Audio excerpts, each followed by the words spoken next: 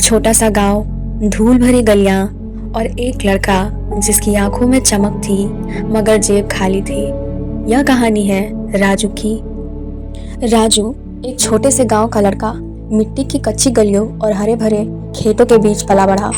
उसके पिता किसान थे, दिन रात खेतों में मेहनत करते और माँ घर संभालती। राजू के पास ज्यादा कुछ नहीं था, मगर उसकी आंखों में एक अलग ही चमक थी। एक सपना था पढ़ लिख कर बड़ा आदमी बनने का।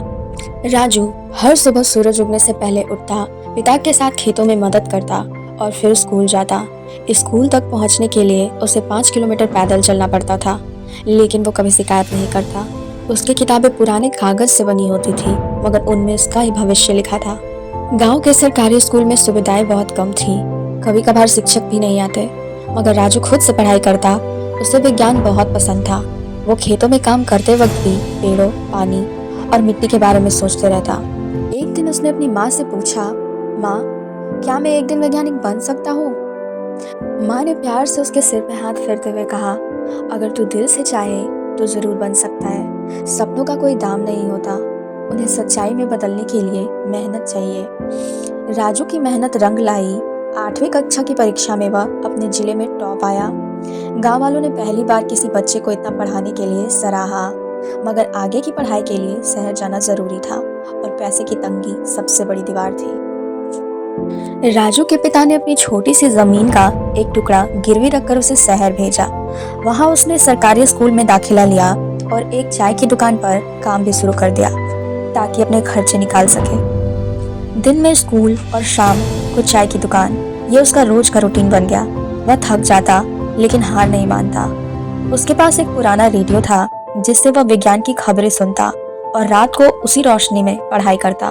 12वीं के बाद उसने एक प्रतिष्ठित इंजीनियरिंग कॉलेज की परीक्षा दी और उसे स्कॉलरशिप मिल गई। अब वो कॉलेज जा सकता था। वो दिन उसके लिए त्योहार जैसा था। कॉलेज में भी वो सबसे ज्यादा मेहनत करने वाला छात्र था। किताबों से ज्यादा उसे प्रयोग करना पसंद था। प्रोफेसर भी उसकी लगन से प्रभावित थे। एक दिन कॉलेज में एक प्रतियोगिता हुई, गांव के लिए तकनीक, जिसमें राजू ने एक ऐसा उपकरण बनाया जो कम पानी में सिंचाई कर सके। उसका आविष्कार न सिर्फ प्रतियोगिता में जीतना था, बल्कि वह प्रतियोगिता सरकार की नजर में भी आया।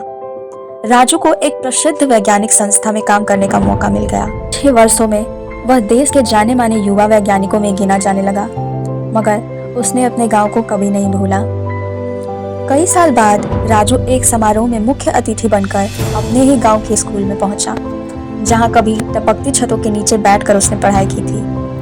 वहां अब पक्की इमारतें थी और एक नई विज्ञान प्रयोगशाला जो उसी के नाम पर बनी थी, राजू इनोवेशन सेंटर। उसने मंच पर कहा, मैं कोई खास नहीं था, बस मैंने अपने हालात को बहाना नहीं, चुनौती बनाया।